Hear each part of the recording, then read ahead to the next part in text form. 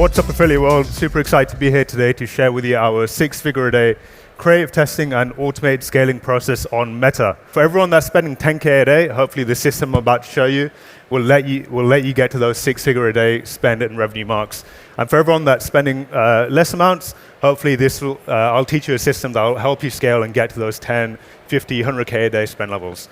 So hopefully by the end of the session, you guys will learn how to set up a repeatable structure for testing and scaling on Meta ads, how you can test your ads on autopilot with automations running in the background, less reliance on manual media buying, how you can minimize losses on your losing ads to maximize your profitability, and how you can scale those winning ads super fast.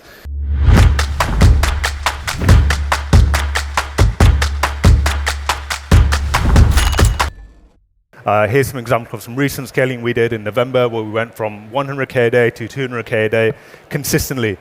This is all profitable, bootstrapped, profitable on the first order. And here's some examples of some recent scaling we did last year, where we spent $4 million USD in 30 days. So across the hundreds of ad accounts that I've audited and my team has audited, one of the biggest problems we see to scaling on Meta is you're not producing enough winning creatives. So what's the solution? You need a structured creative testing framework that will allow you to find winners and scale them quickly. So now an example of a successful ad account that we ran. Here you can see we've been testing hundreds of ads per month, scaling the winners, and as a result, directly our spend and revenue for the business increased. So this is kind of the outcome you want in your ad accounts. You want to find those winning ads, test a lot, and scale them. So just a high-level overview of our creative testing system. I'm not going to go too much into the types of ads you make and things like that. But very high level, we essentially test concepts against each other. Once we find winning concepts, we test iteration of those. Then we optimize those. It's kind of like a cycle. It's like a whole system that works together. And this is kind of running always, every single day. We're testing new ads through the system.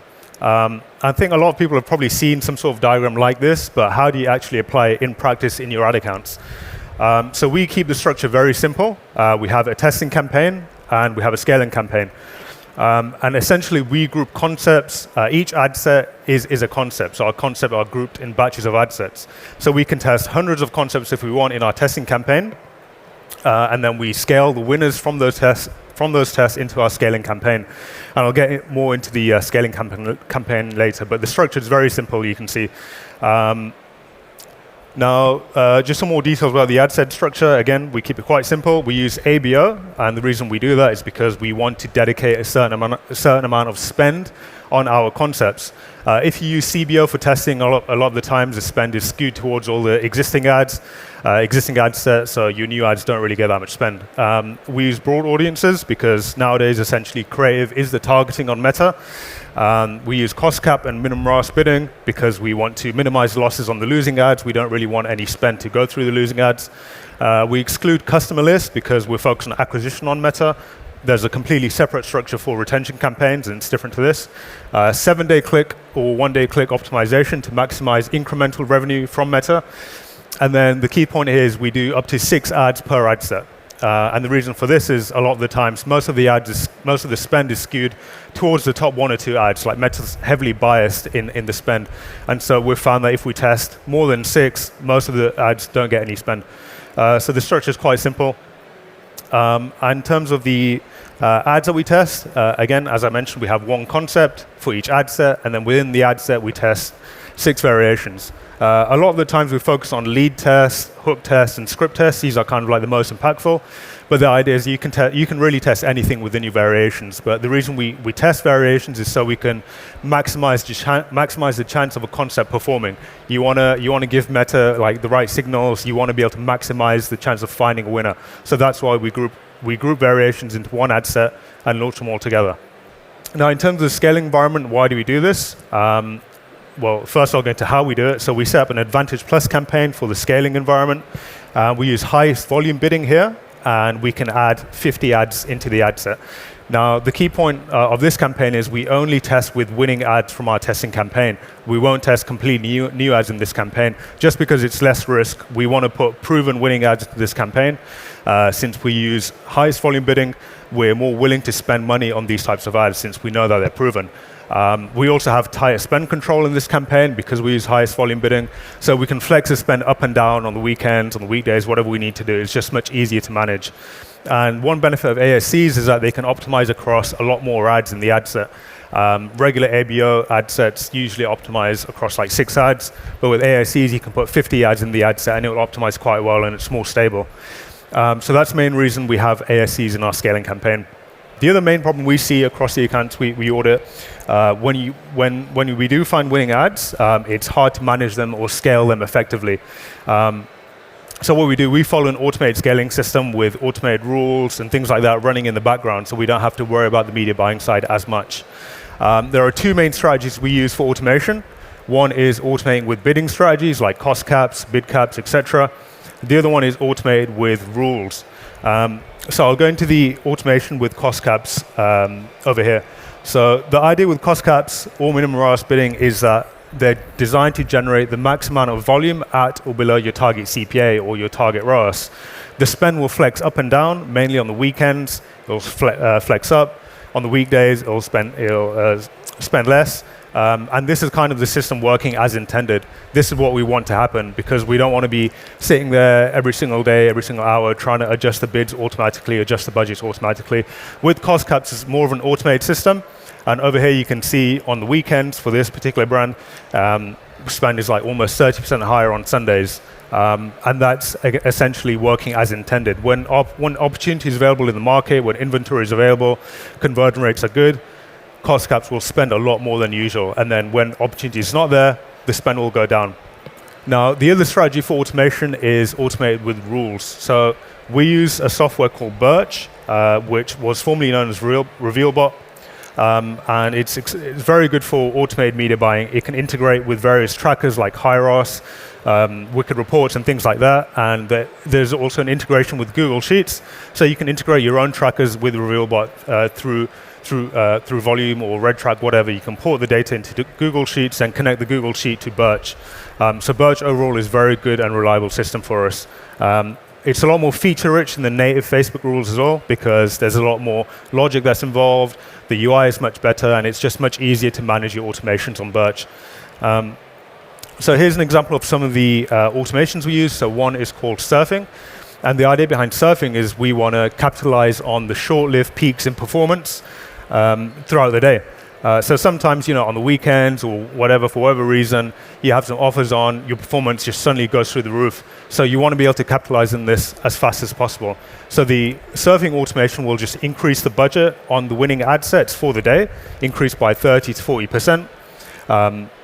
And then by midnight, the budget will reset back to normal. And so through this, we can get probably 30% higher ad spend than we would have, 30% more revenue than we would have without the automation. So it's super critical to capitalize on short-lived peaks in performance.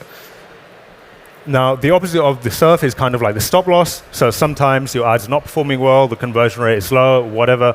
There's different factors at play here, but you want to protect your ad account against sudden drops in performance. So we use stop loss automations for this. The idea behind the stop loss is once we've spent a certain amount on an ad or an ad set, we decide, okay, this ad set's no longer profitable for us today, we can't lose more money on it, the stop loss automation will kick in and just pause the ad and ad set for that day. And then it will restart again at midnight the next day. Performance could be different, and then the other automations kick in. But the whole idea is you want to protect your ad account from sudden dips in performance. One key consideration here is that we usually don't apply these rules to like brand new ads or brand new ad sets just because you need to give some time, like 3 days, a few days for the ad sets kind of learn and things like that. The day is less reliable, so we usually only apply these to kind of stable ad sets that have been running for at least a week. Now, one more automation we use is called Hibernate. Hibernate is essentially pausing ads or ad sets that are going on a downwards trend. We'll pause them for 7 days and then restart them again. And with Hibernate, we've been able to extend the life cycle of our winning ads, actually. Sometimes you do a lot of work to get winning ad, you scale it, the performance trends down. You don't just want to pause the ad forever and just leave it at that. You want to still squeeze maximum juice out of those ads. So we do this process called hibernation. Again, this is running all through Birch in the background, all automatically. And a lot of the times we get we get a lot more performance through hibernating our winning ads. We use a lot of rules, but these are kind of some of the most important ones that we use for scaling and managing losses. So in terms of how the rules are actually set up, here you can see this is the back end of Birch, and this is the surfing rule. So what we'd do is once we've spent a certain amount of our daily budget on an ad set, so in this case, 0.33% of our daily budget, and the ROAS is above our targets for the day across various trackers like RedTrack or GA or on Facebook, the budget will automatically increase by 40% in this example. And again, you can set your conditions in Birch, you can set your target ROAS value, you can set your minimum spend thresholds, you can set the periods, whatever you want. But the idea is you set up the rule once and then you forget about it. It'll manage the automations in the background. Here you can see an example of the automation in action. So from here, we went from 65K a day to 110K a day, all within 2-3 days. Now, the other part of the automation is rule out creative tests. So as I mentioned before, you need to test a lot of ads in your ad account to find those winners. Most of the ads are not going to work, so you need, and if you're testing hundreds of ads at a time, you need a way to manage those. It's very difficult for a media buyer to check every single ad, every single day in the ad account, pause them and restart them and things like that. So we automate a lot of this process. So here's this very simple example where we will pause the ad if it's been created for at least 3 days, so it's been running for 3 days, it's above our spend threshold, but it's below our target ROAS in the last 7 and last 3 days. It will just pause the ads automatically, and then only the winners will remain. Now, the other rule is called incremental scale. So this is similar to the surfing rule, however, the budget doesn't get reset. We'll just increase the budget on our winning ad sets, and then keep the new budget. And then this rule kicks in every 3 days, increases the budget by 30%. Again, this is more of a long-term scaling strategy rather than short-term scaling strategy, but it's how you can get ad sets starting at like 1K a day, get them to 10, 20K a day very quickly. And then again, the opposite of the incremental scale is pump the brakes. So this essentially reduces the budget of the losing ad sets. Again, we add the data across our different trackers like GA, RedTrack, whatever. We set the thresholds, we set the values for our target ROAS. All of these conditions can be set in Birch, and then it'll just reduce the budget automatically. So finally, the stop loss rule, which I explained first. Again, it's very simple. We have a minimum spend threshold that we'll spend. We look at the ROAS across our different trackers, and then we will pause the ad if it hit that spend threshold and it's below the target ROAS.